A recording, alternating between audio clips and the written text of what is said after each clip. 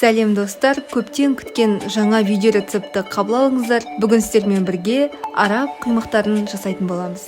Қажет заттар тізімін видеоның астындағы описание бөлімінен қарасаңыздар болады. Ең алдымен ыдысымызға жылы суды құйып, оның үстінен қантты ашытқын салып араластырамыз.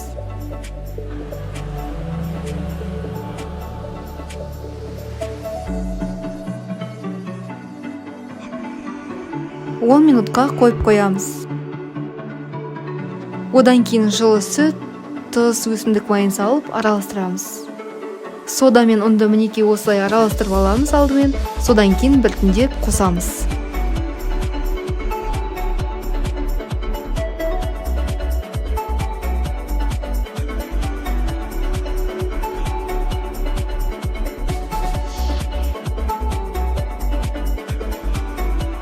Мінекей бізде осындай бір текті масса пайда болу керек.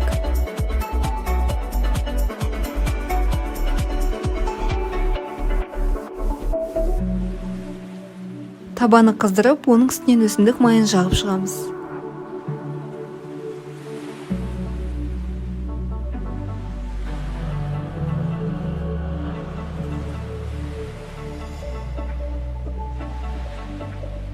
Мінекей осындай мөлшерде ожаумен алып, құймақтарды пісіруге кірісеміз. Сіз де видеода көрсетілгенде қайталаңыз, керемет құймақтар шығады.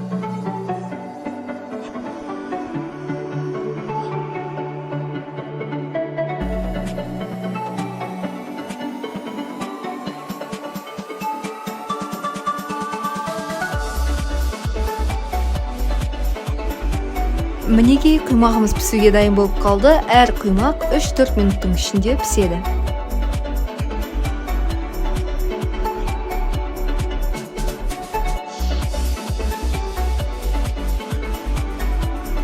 Міне осындай көпіршіктер пайда болу керек.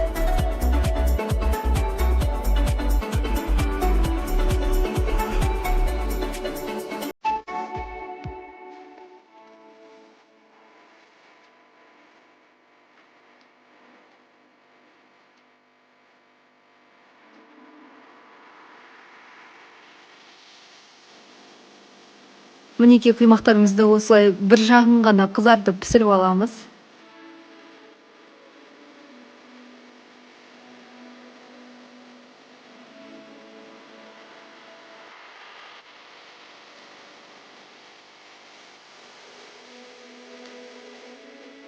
Енді салманы саламыз. Салманы өз қалауыңыз бойынша салсаңыз болады. Менде саңырауқұлақпен дайындалған.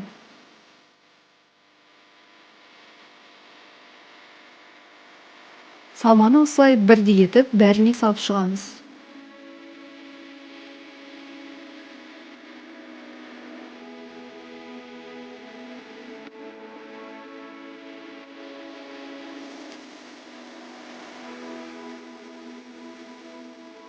Құймақтарды осылай көрсеткендей түйіңіз.